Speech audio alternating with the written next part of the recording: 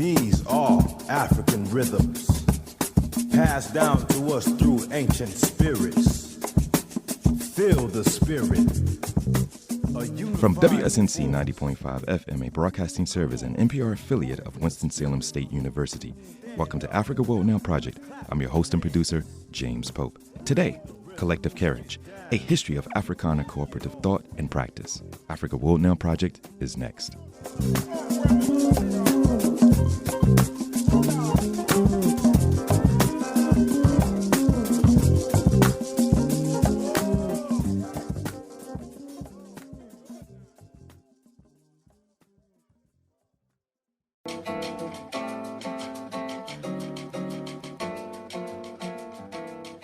The histories of cooperative practice and ownership of Africana communities are vast, particularly when we account for an Africana human agency in the face of hyper-exploitation and hyper-extractive logics and the practice of racial capitalism.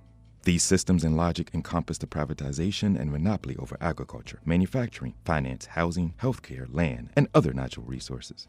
Articulated through plantation and neo-plantation-based economic systems and power relations, aligned with industry and codified in the state and/or state-sanctioned violence, animated by false notions of racial supremacy, the effect has produced an active intergenerational disaccumulation of wealth for Africana people, evolving forms of political disenfranchisement, and a sustained attack on programs designed to lessen ethnic and class exploitation, the spread of mass impoverishment, the erosion of human rights protections, and the increased deadliness of daily life.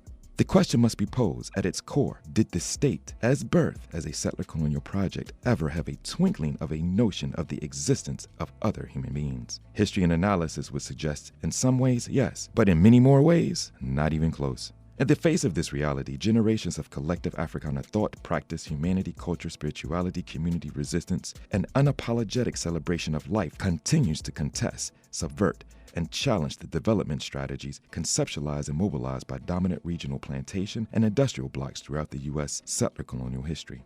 Varied regional and international life-affirming traditions of Africana, indigenous, subaltern, and historically marginalized communities have continuously created, through their socio-political practice, resistance, and cultures, alternative modes and models of human socio-political and economic development. Holistic in nature, the various practices produce varied models to which one has only to map, extract, and understand to see there are always alternative modes of living without being exploitative. W.E.B. Du Bois, Marcus Garvey, Nannie Helen Burroughs, Ella Jo Baker, George Schuyler, E. Franklin Frazier, A. Philip Randolph, Fannie Lou Hamer are but a few activists, intellectuals, organizers, and radical thinkers who were actively involved in mapping, defining, researching, and practicing these alternative modes of social organization, all part of the long tradition of seeking to create human equality. Such luminaries of Africana socio-political thought understood that Black cooperative activity and economics was and is an integral component in realizing our collective human liberation. That it, as Rukia Lumumba, daughter of former Jackson, Mississippi Mayor Chukwu Lumumba, argues, is rooted in the desire to realize a new society, a new way of thinking, a new way of engineering and governing in which everyone is treated with dignity. In our current historical moment, with the erosion of public services, political disenfranchisement, massive transfers of public wealth, hyper-militarization of the police and institutions of law and order, the environmental degradation of the planet, the dismantling and destruction of public education produces ever-expanding terrains of precarity. Jessica Gordon Nimhard reminds us that the current Great Recession has been the second worst economic crisis in U.S. history. These are the times in which many Black communities exist under conditions of high unemployment, deep poverty, and homelessness. Many who had assets were stripped of them. The cooperative solution is one that has addressed these same conditions throughout history. Cooperative ownership helps address the challenges of capitalism, marginalization in labor, capital, and product markets, and the lack of adequate, affordable, quality services. Current conditions require alternative strategies. Africana cooperatives are again a solution. For over 2 centuries, Africana communities in the U.S. have pooled resources to create mutual aid societies, churches, clandestine schools, to buy land, build cooperative credit unions, offer quality, affordable housing, create insurance co-ops, grocers, farmers, artisan workshops, mills, textile factories, etc. Africana cooperative movements in the U.S. had connections with the labor movement, Black freedom movements, Black women's labor movement, and white cooperative movements. The history of Africana cooperative economic thought and practice in the U.S. is a history of experiments in Africana self-determination and economic independence. foreground by Africana ontology and epistemologies that produce and continues to produce a distinct and radical paradigm of land use, social organization, and economic development, which cultivates political power in the form of strategies for realizing global social justice. Today, Africa World Now Project's senior researcher, content contributor, and production designer, Dr. Tasneem Siddiqui, and associate producer, Dr. Keisha Khan Perry, speak with Dr. Jessica Gordon Nimhard about the history of African and diasporic cooperative thought and practice. Author of Collective Carriage, A History of African American Cooperative Economic Thought and Practice, Dr. Jessica Gordon Nimhard is a professor of community justice and social economic development in the Department of Africana Studies at John Jay College of the City University of New York, CUNY, in New York City. Dr. Gordon Nimhard is a political economist specializing in community economics, Black political economy, and popular economic literacy. Her research and publications explore problematics and alternative solutions in cooperative economic development and worker ownership, community economic development, and community-based approaches to justice. Dr. Nimhard is an affiliate scholar at the Center for the Study of Cooperatives at the University of Saskatchewan in Canada, and an affiliate scholar with Howard University's Center on Race and Wealth. Today's program was executive produced by Dr. Tasneem Siddiqui and always in solidarity with the Native, Indigenous, African, and Afro-descendant communities at Standing Rock, Venezuela, the Avalon Village in Detroit, Brazil, Colombia, Kenya, Corporation Jackson in Jackson, Mississippi, Palestine, South Africa, and Ghana, and other places who are fighting for the protection of our land for the benefit of all peoples. Enjoy the program.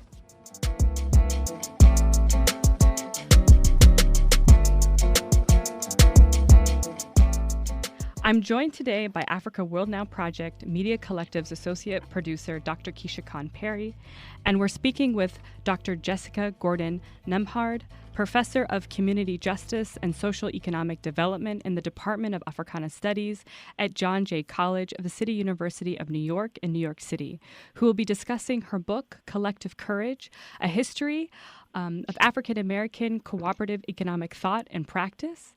How are you both doing today? Great. Thank you so much. Thank you both for taking the time to speak with us. Both myself and Dr. Keisha Khan Perry's scholarly and activist work focuses on social movements organized around land, housing, and economic justice, and we have found that your work to be generative in our thinking on Black cooperatives as political practices in the Americas.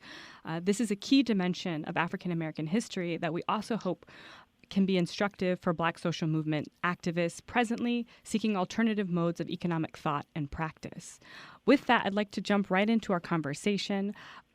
Dr. Gordon Nimhard, your work makes several scholarly interventions in the fields of African American history, Africana studies, social economic development, justice studies, political economy. I could go on, but I really want to go into what opens up and is made possible when we look at African American history in general, and then the histories of Africana Black social movements, and we can say the Black radical tradition in particular, through the lens of Black cooperative movements. Yes. So that was one of my, I guess you would say, surprising outcomes once I started to put the research together. I really had started out thinking I was just going to sort of create a directory of African American co-ops. I was interested in using cooperative economic, development as a development strategy for Black communities. And when I talked with Black communities, no one seemed to have a sense of a connection to that movement or a connection to cooperative ownership, at least not that they could articulate. And so I first just wanted to say, look, we have this legacy, we have this history, here are 200 co-ops or something like that. But as I started to do the research, I realized that I was tapping into this really hidden but rich and deep, complex history of cooperative economics connected to the long civil rights movement and the movements for liberation for African Americans. That, it's really an international movement that liberation groups and people in all eras have used cooperative economics as a strategy, not just for survival, but also for independence and liberation. And so then I started looking kind of with fresh eyes at what I had. And what it looked like I had, especially by the 20th century, was that pretty much every African American leader, every African American organization or movement somewhere in its history had some connection to promoting cooperatives, talking about cooperative ownership as a strategy, etc., and that most of the major, largest black organizations, starting with the Colored Farmers National Alliance and Cooperative Union, were actually the largest black organizations of their period, and they were all doing some kind of promotion about cooperatives. So then I also had been looking at African American leaders and finding that their lesser known writings and speeches were also talking about the need for us to really collectivize our economic activity, to own land and own businesses together as a way to reduce risks and to increase our leverage in our economic leveraging, but in order to increase our power and our political leveraging. So not just about survival and well-being, but also about claiming control and power over our resources and over our communities so that we could really liberate ourselves from the oppressive systems that we've been in. I don't know if that was too general an answer for you. No, that's great. Well, and we can kind of parse that out even more in our conversation. Sure. What your response made me think about is you talk a little bit about even reparations and the reparations project and what that would look like even in these political kind of aspirations of African Americans. Mm-hmm. So I wanted you to kind of expand a little bit on your response and talk about what you found especially in terms of Black leaders and Black activists thinking about their relationship to the state, especially around an economic model that was not a dependency model or did not extensively rely on necessarily a welfare state, but more kind of community control and autonomy. So I'm wondering what other kinds of ideas emerged out of this cooperative tradition that challenges how we think about Blacks and their relationship to the state today. Right. So I actually I'm going to write down some notes for myself. I have about 3 different ways to answer that question. So first, I just want to talk about your bringing up reparations.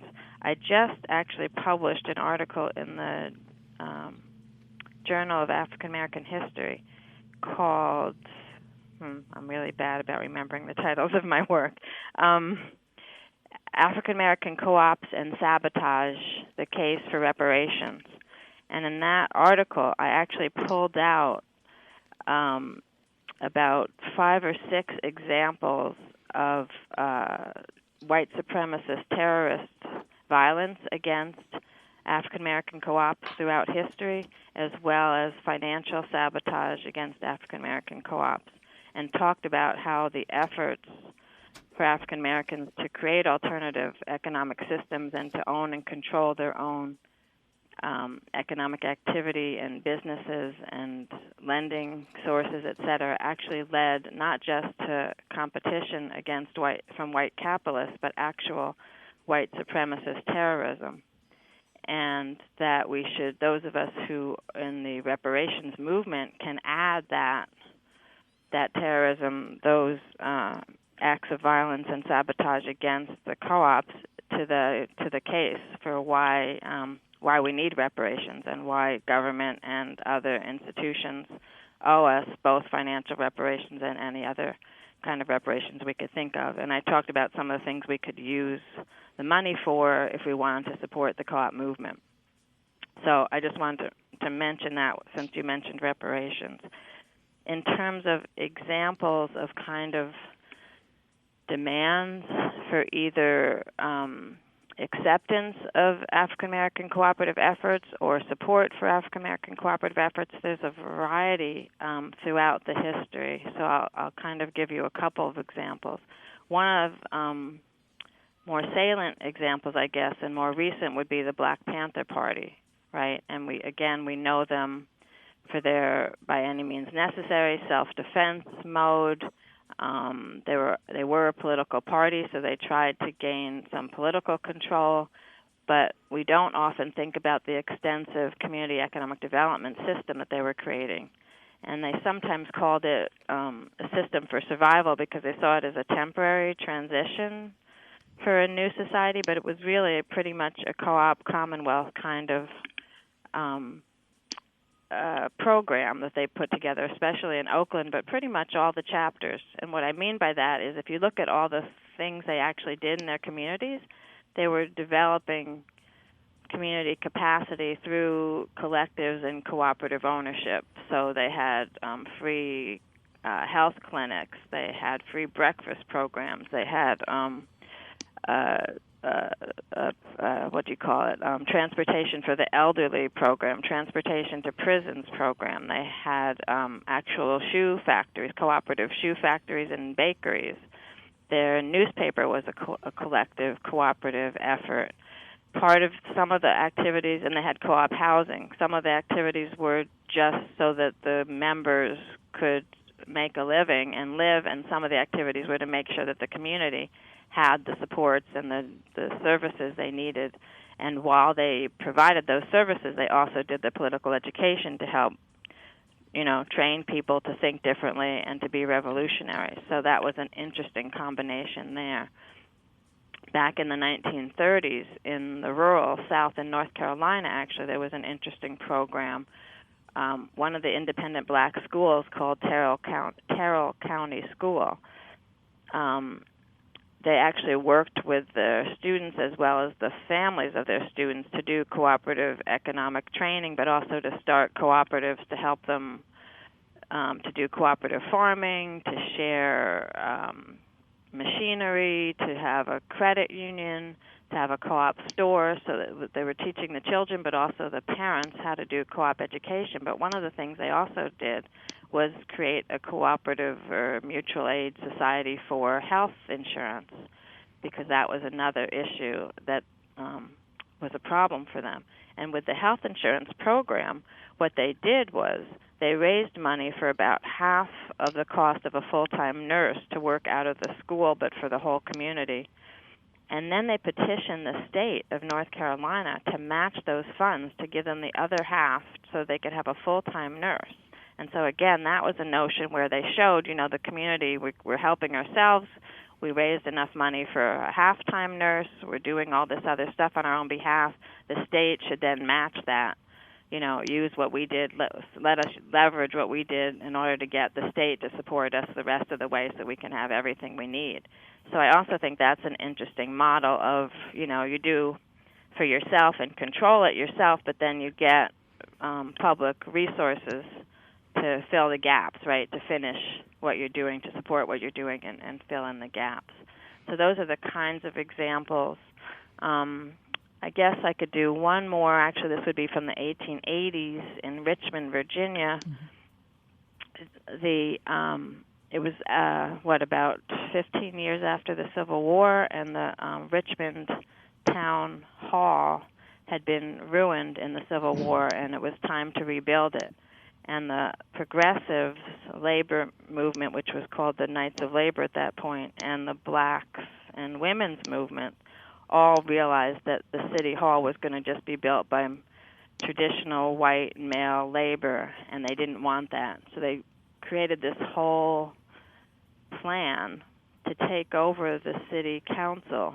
So they created a political party related to the labor union that was integrated and included women. Remember, this would be before 1920, so before women actually had the right to vote. The coalition then, fielded candidates for city council and actually won the majority of city council and the mayor's position. Once they won the political power, they then insisted that the contracts for rebuilding City Hall then go to the integrated union that also was a cooperative development union that also believed in hiring women construction workers. And so they combined that women's rights and jobs for women in construction with an integrated labor force, with cooperative and collective labor ownership and activities, and forced the city to hire their members to do the building of the City Hall in Richmond. So a variety of examples. I think those answer your questions. If they don't, I can probably find some other examples that might. No, that was great. Thank you. Yeah, that was great. And I wanted to just jump on this point that you had mentioned, where there's cooperative development, and especially as it's connected to Black political power, you see more of the success around the sort of vitality and sustainability of Black cooperative and cooperative activity. So I was wondering if you could, especially now we see, Senate Majority Leader Mitch McConnell just made this recent comment about, this sort of more transfer of wealth from social services.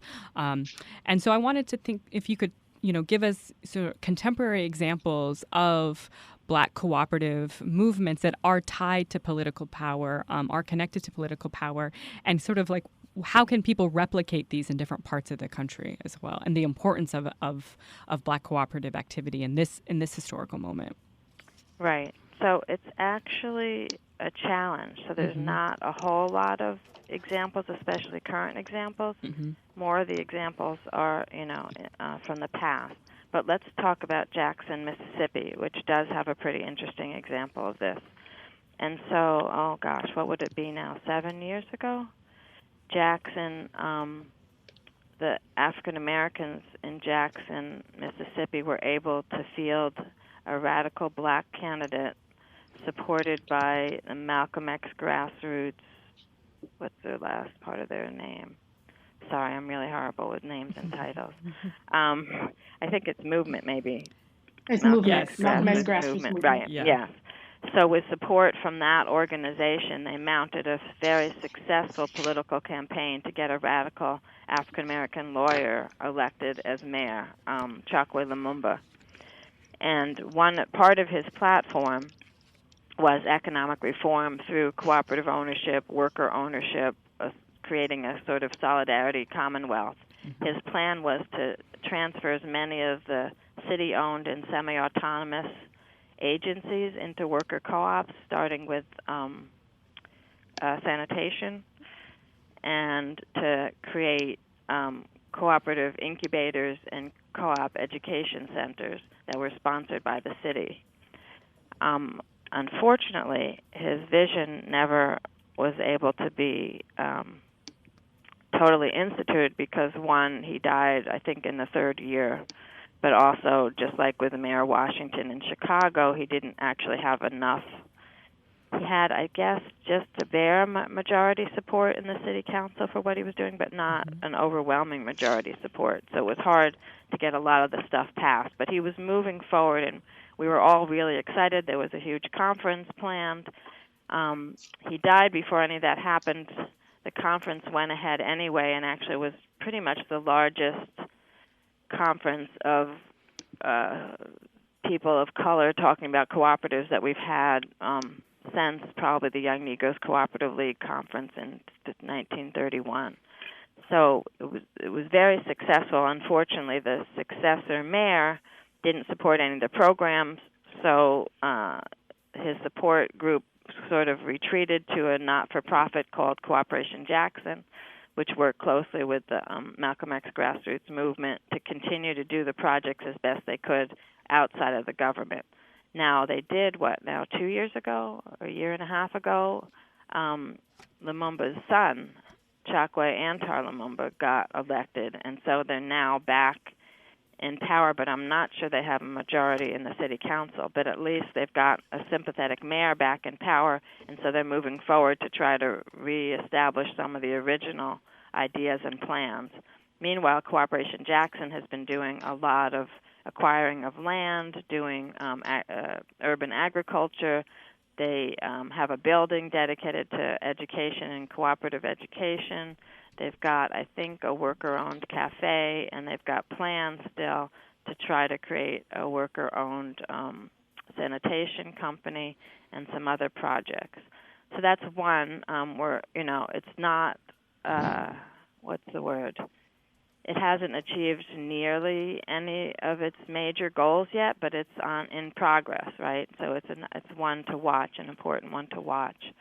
I think the other contemporary success story is the Federation of Southern Cooperatives, which is a regional not-for-profit cooperative development association dedicated to training and supporting African American and people of color co-op development, especially agricultural cooperatives and land ownership.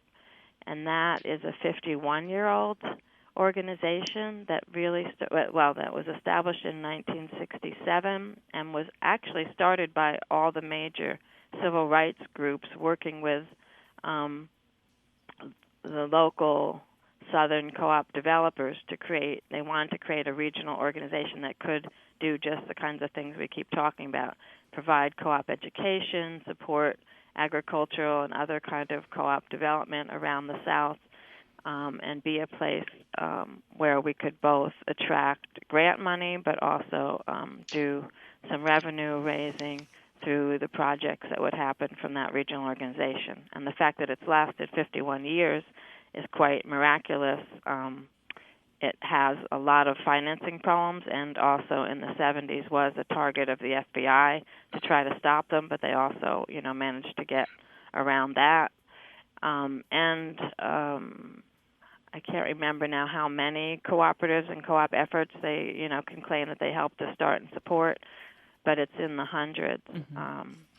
And they have a training center which has a model farm and things like that. So that's another way that you can think about how to promote some of these things.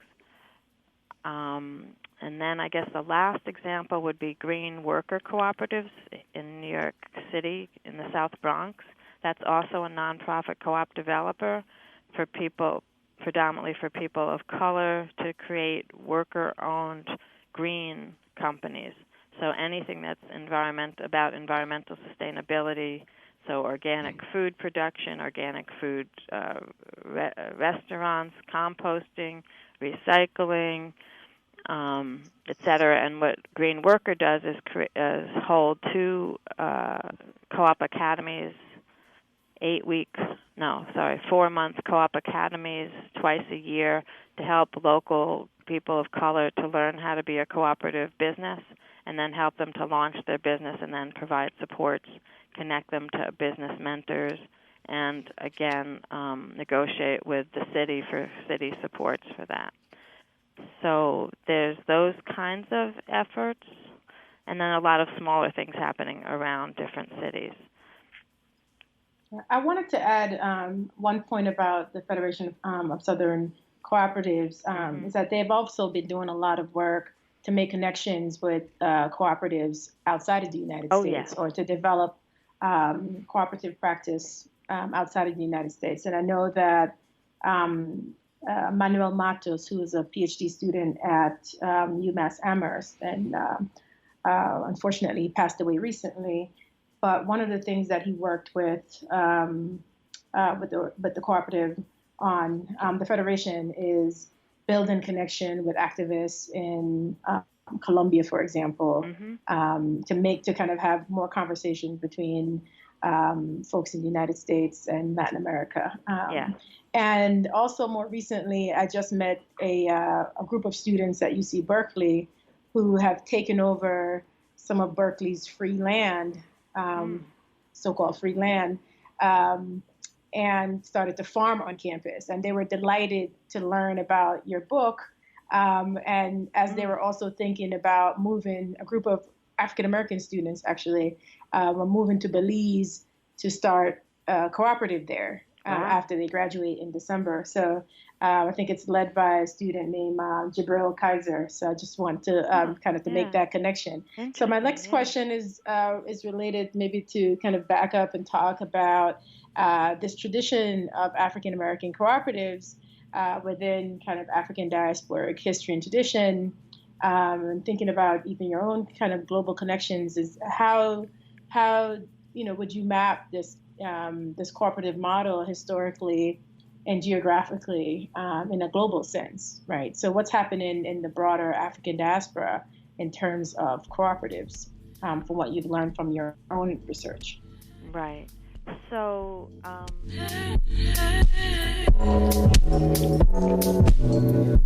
I can't seem to get it. We are currently listening to a recent conversation between Dr. Jessica Gordon-Nembhard, Dr. Tasneem Siddiqui, and Dr. Keisha Khan Perry, where they are exploring the continuities, discontinuities, and potentialities of Africana cooperatives. Author of Collective Carriage, A History of African American Cooperative Economic Thought and Practice, Dr. Jessica Gordon-Nembhard is a professor of community justice and social economic development in the Department of Africana Studies at John Jay College of the City University of New York, CUNY, in New York City. Dr. Nembhard is a political economist specializing in community economics, black political economy, and popular economic literacy. Her research and publications explore the problematics and alternative solutions in cooperative economic development and worker ownership, community economic development, economic inequality, and community-based asset building, and community-based approaches to justice. Dr. Nembhard is an affiliate scholar at the Center for the Study of Cooperatives at the University of Saskatchewan in Canada, and an affiliate scholar at Howard University's Center on Race and Wealth. Today's program was executive produced by Dr. Tasneem Siddiqui and always in solidarity with the Native, Indigenous, African, and Afro-descendant communities at Standing Rock, Venezuela, the Avalon Village in Detroit, Brazil, Colombia, Kenya, Palestine, South Africa, Corporation Jackson in Jackson, Mississippi, and Ghana, and other places who are fighting for the protection of our land for the benefit of all peoples. Continue to enjoy the program.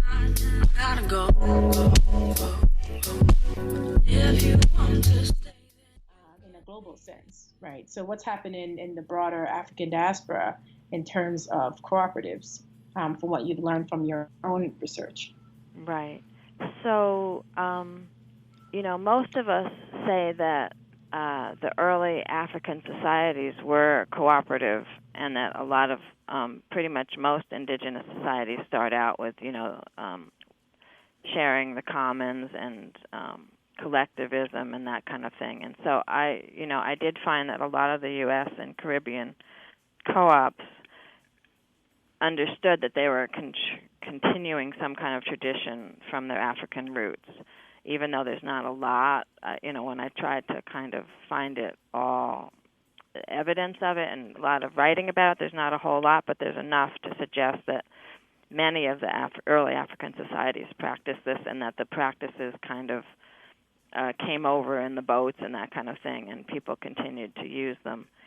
So, the mapping that I did was mostly for the United States, but definitely since writing the book, I've had a lot of interest in the Caribbean and even in places like Colombia, Brazil, Mexico, in this work too, because the other thing is that I had posited and had planned to actually write about what I call subaltern cooperative economic development, and ways that subaltern populations, those who are not the dominant economically or culturally, have used cooperative economics, again, as both survival and a liberation strategy. And so at one point I had wanted to study Latin American and Latina cooperatives, Asian American cooperatives, First Nations cooperatives, that kind of thing, to show the ways that all the different subaltern groups have used it. I never got to do that, but a lot of subaltern groups have kind of taken it upon themselves,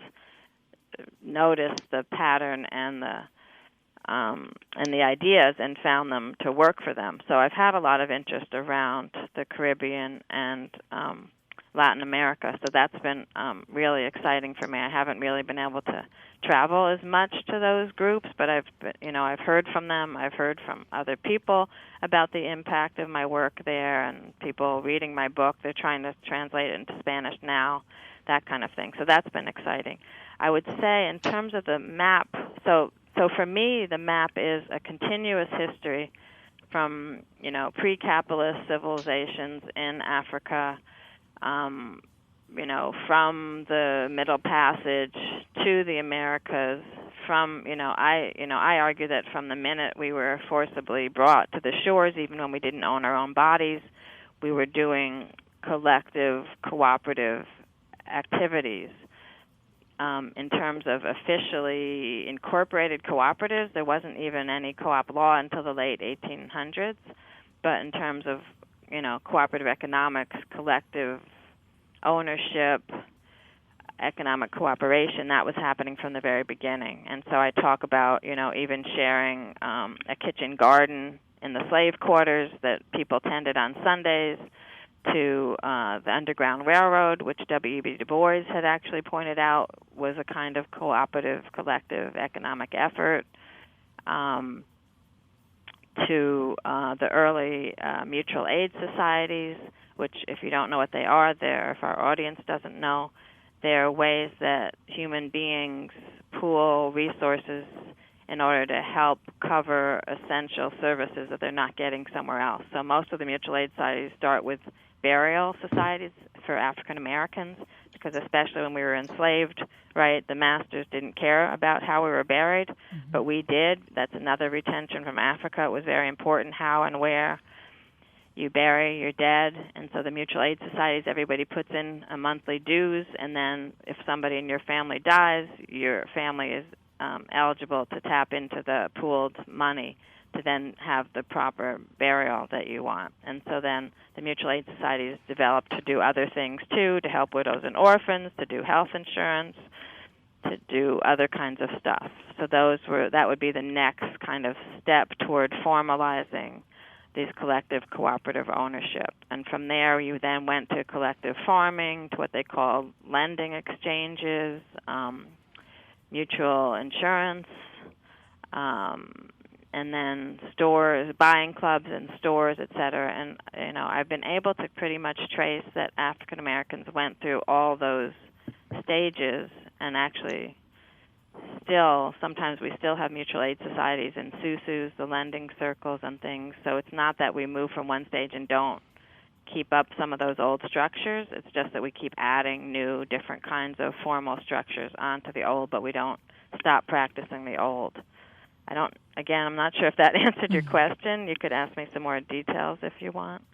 No, I think that's definitely answered the question, especially this point about a continuous history, and also an important point about relying on these old models, such as the SUSU and the lending circles, but then also adding on formal ones. And I think, and if you think about even the importance of these immigrant communities also coming together and also kind of reinvigorating things like the SUSU, and I'm blanking on the term that we use in Jamaica, which is a shame. Is it Rasta or something? Revolving? It's similar to the SUSU, where you collect money and one person collects the money and you get one share every month. Everybody gets a share, right? Or everybody gets a share. So there's a similar kind of economic model, especially if someone's trying to buy a house.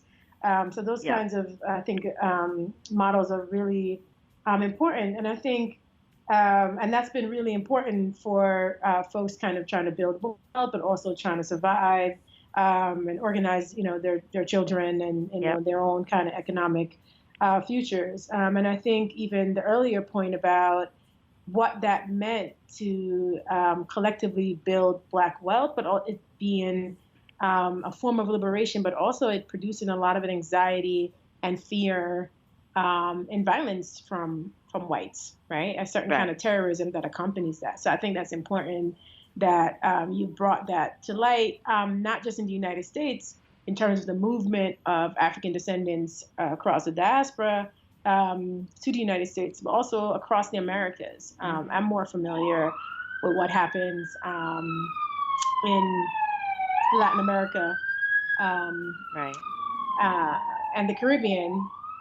So I think, and a lot of communities, even in making demands on the state around land rights, food rights, et cetera, are making them in a much more collective fashion, right? So they're even kind of changing or thinking about new ways of engaging the law that's not just even around like individual rights. It's around collective rights that can benefit entire communities, especially in terms of food and access to resources for even spiritual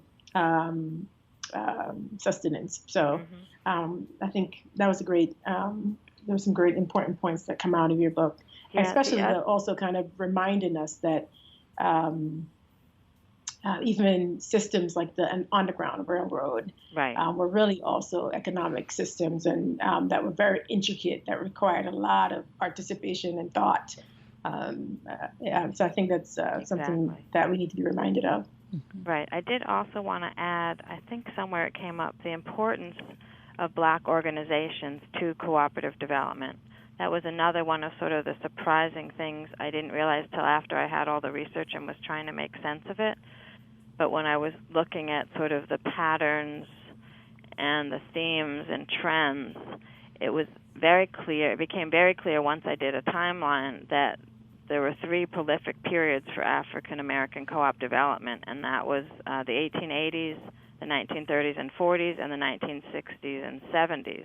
And then when I tried to think about what were the commonalities during those periods, one of the commonalities was strong African American organizations that were promoting co-op development. So it turned out to be interesting. So in the 1880s, it was some of the progressive labor unions, and particularly the Colored Farmers National Alliance and Cooperative Union. In the 30s and 40s, there was the Young Negroes Cooperative League, the Brotherhood of Sleeping Car Porters, the North Carolina, what was their name? They had a couple different names, but there was the North Carolina Coalition that Terrell County School and the Bricks School were both involved in. And then the 60s and 70s, the Black Panther Party, the SNCC, some of the other civil rights organizations, which helped to make sure that the Federation of Southern Cooperatives was created. And so that became interesting to me to also point out how important it was to have sort of deliberate practices within the African American community and organizations that could support the efforts, even if it was very small, minor, not a lot of money, but at least providing cooperative education and solidarity and that kind of thing. And so I think we also can't underestimate how important, the education and the organizational supports are in terms of moving forward, which is one of the reasons I was really happy to find that the Movement for Black Lives put economic justice and cooperative development into their recent platform, because, again, I think they're connecting back to the Black Panthers and to all these other groups that realize that no matter what the issue, if we don't have the economic justice and control, democratic control over our economic practices and activities, that we can't really succeed in any of the other liberation strategies.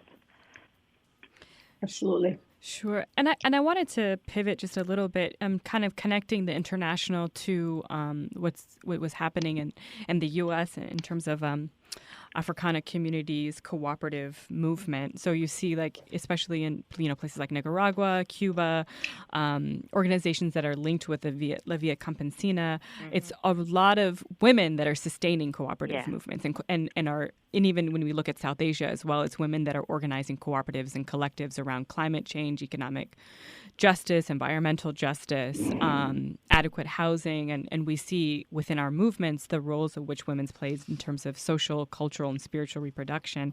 So I want to look at what is the nature and the role of Africana women's organizing and activism played in developing a robust Black cooperative movement in the U.S., and then we can talk about that internationally as well. Right. So it turns out that for the African American cooperatives, the role of Black women was essential, and it comes up in a variety of ways. The first way is when we think, again, I mentioned some of the precursors like the mutual aid societies, et cetera. A lot of the mutual aid societies were actually started, if not run, by African American women, even if it was sort of quietly in the back. Sometimes I say, African American women ran the co-op movement like they did the civil rights movement. The men were out in front getting all the glory, but the women were doing all the work and keeping everything together. But in the co-op movement, some of the women were able to get some glory, and I don't mean that in a bad way, but I just mean were noted for being the leaders of some of the things. There's a great article about a co-op in Gary, Indiana in the 30s, and the Black male writer who actually goes on to become president of Jackson State University actually has a paragraph where he talks about if it wasn't for the strength of the Women's Guild, the Women's Cooperative Guild that was a part of the co-op society in Gary that put together 4 co-ops, that the co-ops would never have survived, that the Women's Guild continued to meet long after the other study groups kind of stopped, that it was the Women's Guild that kept pushing people to move forward, to keep things going, that held everything together, that kept studying together. So he literally says it, that, the co-op wouldn't have made it without the role of the women. when I did the studies, it was really very clear. When I say the Brotherhood of Sleeping Car Porters in the 30s and 40s was supporting co-op development, it was really through their ladies' auxiliary, which is basically the wives of the sleeping car porters, but also the maids and any other women who are actually employees in the union. But what the wives did was they had this theory and strategy that as wives of unionized black men who are actually now able to make a decent living, they had a duty to then help recirculate those dollars back into the black community, and the best way to do that was through cooperative ownership. So they talked, they had meetings and study groups and newsletters and articles all about understanding the co-op model and why we should start a co-op buying club and a co-op grocery store and credit unions and all over the country in all their chapters. They would talk about this, convene people, try to start co-ops, that kind of thing. So again, the strength and the persistence of the women leaders in making sure that happened. And they had the total backing of A. Philip Randolph, who, of course, was the founder and head of that union. So it wasn't they had to do it without support from the men. But they definitely were kind of moving ahead and away and apart from the men, creating their own leadership, doing their own thing. I found a lot of the co-ops that I was able to mention by name were actually started by or controlled by black women. So Cooperative Industries of D.C. in the 30s, Cooperative Home Care Associates, which is in the Bronx here and started in 1987 and still exists. It's actually the largest worker cooperative in the United States. Was founded by a coalition of men and women, but it's basically a women-owned home care cooperative. And so, again, our largest U.S. worker co-op is basically a women-owned organization. So there's lots of those kind of examples, and I talk about the importance. Actually, Ella Jo Baker said this in the 1930s when she was executive director of the Young Negroes Cooperative League. Actually, her first speech at the first Young Negroes co-op conference was how important the role of black women, how important the role of black women was to the black co-op movement. I have not been able to find an actual copy of the speech. All I have is the title of the speech and that she made the speech. But you can imagine, knowing the Ella that we knew in the 60s and 50s, you can imagine what she might have said in the 30s when she was young and more fiery. But, the fact that that would be the first speech she makes at the first conference of the Young Negroes Cooperative League, and their mission was to make sure that young people and women were totally inclusive and totally immersed in their organization, that men and older people didn't overcome the young and women in that organization. That was part of their mission. That was her first major speech. So again, that notion of how important women's leadership is and understanding women's relationship to community and cooperativism and to keeping things going, I think has been really essential for this movement. And an important part of that point is about education and their role in promoting co-op education. Right. You write about that in the book, and I wanted to know if you could talk a little bit more about, even in thinking about the legacy of co-op education and study circles and how important these movements were, these co-ops were for thinking about a new way of educating the African American or African descendant population in this country. So I wonder if you could talk just a little bit more about the significance of the role of education in terms of doing education work, as well as even reshaping the education system over time. If you could talk a little bit about that. Right. So that was another major finding. I actually, again, when I looked back on what I had found, pretty much every co-op that I had any information about how it started with some kind of study group.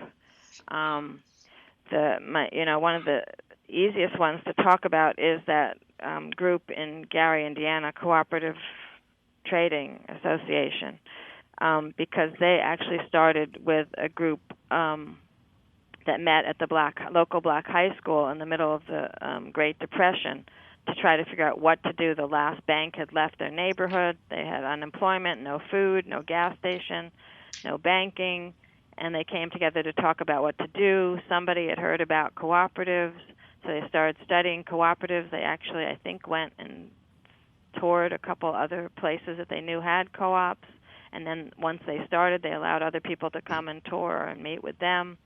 They created a co-op education course in the night school of the high school, and that became the largest subscribed night school course.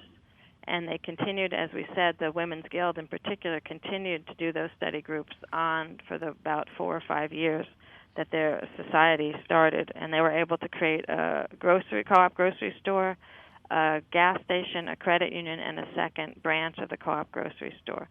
So that was a really effective program. And I think the co-op course, eventually they had a second one. One was sort of co-op principles and history, and then another one was about co-op management. But the first course, I think, lasted about 10 years, even when the co-op society kind of disbanded.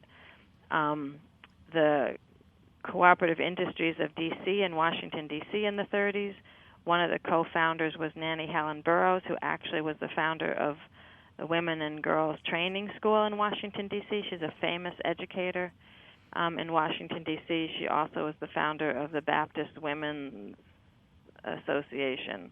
So she also has some religious ties to women's groups, but she was known as an educator even before she started co-op. So again, that connection between educators, education, co-op development is really important. And as I said, pretty much every co-op I found anything about started out with people coming together to study together. I think there's 2 or 3 things that are really important about that. One is the solidarity and trust that gets created from people studying together, right? So studying and talking about these issues before they even open a business together. So that was really important. 2, understanding the notion, and the international cooperative principles actually include continuous education as one of the important principles and values of cooperative development. And so understanding that to work together, to own a business together, you really have to continuously study together, because there's always new things to learn about for your business. There's always new ways to understand your business structure. There's always things that have to get talked out if you want to be a democratic organization. So that kind of thing. And then the final piece is innovation, right? All small businesses need to be innovative. And so, again, being able to talk to each other, trust each other, talk things out is also a way to help innovate and keep on the cutting edge of your business so that you can do better. Sure. And I wanted to just, with some of the time that we have left, just to kind of maybe wrap up. But so we have this long history of Black cooperative movement, and a lot of it seems that a lot of these Africana communities are trying to negotiate the strictures and deprivations, exploitation, and terrorism that's promulgated by racial capitalism. But I want to really get us to start to think about, like, moving sort of beyond racial capitalism. So, and thinking about how Black cooperative economics, the thought and practice, can help us move beyond and effectively abolish racial capitalism. Do we have that possibility with this movement? Yes. So, I get inspired by, the Jackson Cush plan, which is Cooperation Jackson's vision for what I would call a co-op commonwealth. The Young Negroes Cooperative League had a vision for a co-op commonwealth. The Gary, Indiana group actually had a vision. Well, they had a 5-year plan. And so for me, the notion of a co-op commonwealth, I actually wrote about this also. I called it Solidarity Cooperative Commonwealth. And what I meant by that was a system where we could actually develop without needing capitalist relations. That if we developed cooperatives to solve all of our societal problems that interlocked with each other. So we would live in co-op housing. We would bank at credit unions, which are cooperative financial institutions, particularly community development credit unions. we would shop at co-op retail stores either owned by consumers or owned by the workers themselves, or hybrid ones that were owned by both. We would produce our food and our clothing and our furniture and whatever at worker co-op factories that then sold to each other and sold parts to each other. So supply chains of co-ops supplying other co-ops. We would connect with rural co-op farms connected to the city, urban farms connected to restaurants, connected to the grocery stores. So all these interlocking, basically co-ops feeding each other, supplying each other to do really pretty much cover all the needs. So in some ways we could either opt out or be off the grid kind of thing. I mean, you can even do solar energy and off the grid energy. You can do internet and utilities through co-ops. There's pretty much no industry or economic activity that can't be collectivized and cooperativized. But I think the way to make it really be successful is this notion of the Commonwealth, where they're all interlocking and supplying each other, so you don't really depend on the outside capitalist forces. It's not easy, and I think it's a really long-term, ambitious project to think of that. And people say to me, "Well, what would you do?" Because those are going to be sabotaged, right? So how do you protect yourself from that? So those are some of the things we have to work out. I mean, some of the protection is to have enough of it happening that even with the sabotage, we can survive the sabotage. Some of it is to try to get, successful and supportive policies. Even the Federation of Southern Cooperatives actually does federal and state policy advocacy to make sure there's certain policies that support black farmers and co-op development and that kind of thing. So we might have to do some policy strategies as well. One of my, dreams, but it's also part of a theory that I wrote in the thing I wrote about the Cooperative Solidarity Commonwealth, is that the more people practice cooperatives in their daily life, the more they want to expect it in the rest of their lives. So if we can really get co-ops going at a very local level, the people who are involved in co-ops might then get involved in taking over city councils, taking over state systems, and then demanding the policies that would be supportive of the kind of co-op commonwealths that we want. Again, it's a long-term, very tedious, slow strategy, but I think, coupled with education and real strategic policy and other kinds of strategic initiatives, it's certainly possible. That was, the Jackson-Cush Plan in Jackson, Mississippi was a strategy, that Richmond strategy that worked a little bit in the 1880s.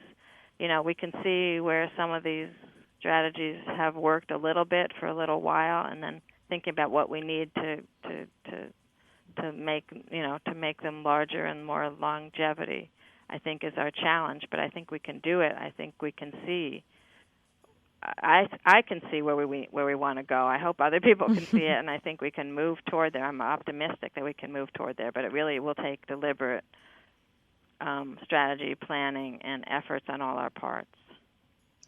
I think this point about the more we practice cooperative strategies, the more we can expect them, and also that the more that these same folks that will also impact policy, I think is an important point. And the other point that I wanted to add to that I've been thinking about and I've observed even in terms of art, is how even artists have been thinking about kind of a certain kind of artistic cooperative economy that involves, for example, making a film without that doesn't require as much resources, right? Mm-hmm. So a film that I saw recently was by a Brazilian filmmaker called Baronesa, where she spent hours and hours just observing life. It was observing life in a community, and the community members themselves actually created the narrative for the film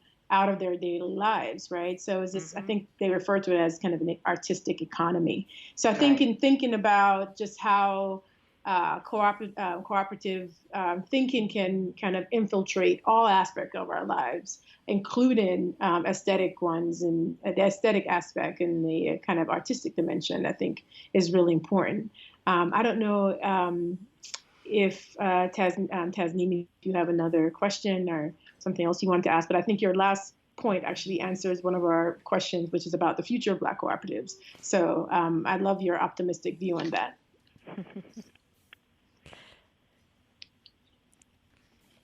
Dr. Nembard, yes.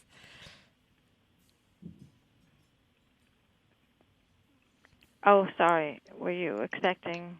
Yeah, I wasn't asking a question, but just to think. I was just thinking out loud on your last point. But I don't know if Tasneem. Yeah. If you So have another question I point. believe in staying optimistic. Partly I'm optimistic because of all the history that I found, right, and all the legacy that I know we have.